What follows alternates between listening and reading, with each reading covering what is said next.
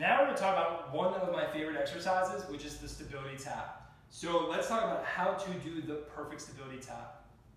First and foremost, you have to know how to brace. So just make sure you watch how to do a proper plank.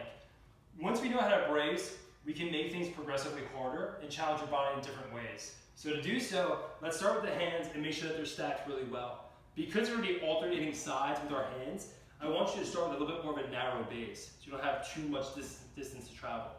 Then to help with our hips, I want your feet to be a little bit wider than the mat. They're pretty wide.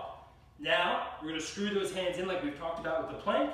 I want that inner elbow pointing forward, so you're setting the wrist, you're setting the elbow, you're setting the shoulder, and you're basically relying on the structure of your bones to keep you upright and stable. Once you're braced and locked in, I want you to brace and engage that midsection, fire through those glutes, get really tight, and get those legs as straight and as long as you can by pinching the quads, the front thighs. Once we're here, I'm going to back my head into the headrest, and I'm going to touch the opposite shoulder. I want you to think about slow motion here, because a lot of times people are doing this, and they really don't feel any activation to the body.